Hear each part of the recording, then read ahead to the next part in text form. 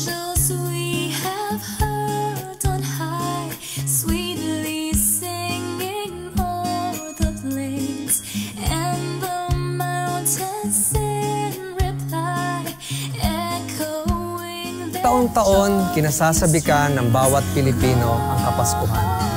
Sabay-sabay ang mga selebrasyon, sunod-sunod ang mga reunion. gloria in excelsis Deo.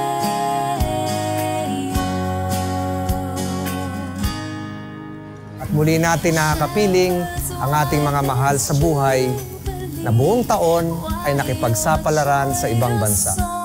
Prolong what the gladsome time 38 taonang bahagi ng Paskong Pilipino ang Metro Manila Film Festival.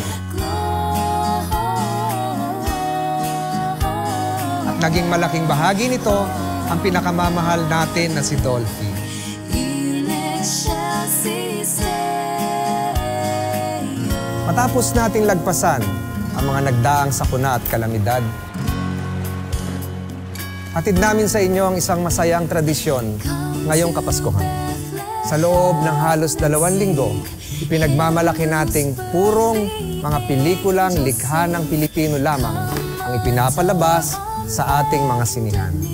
Ngayong 2012, 8 masasaya at mahuhusay na mga pelikulang ang handog namin upang lalong maging maningning ang Pasko ng bawat pamilyang Pilipino. Marami po tayong pagpipiliang tema. Marami rin mga kakaiba at nakakaaliw na mga kwento. At sila'y tinatampukan ng mga naglalakihan at mga paborito ninyong artista. Sa ngalan po ng Metro Manila Development Authority, nagpapasalamat kami sa inyong patuloy na pagtangkilik sa pistang ito ng pelikulang Pilipino.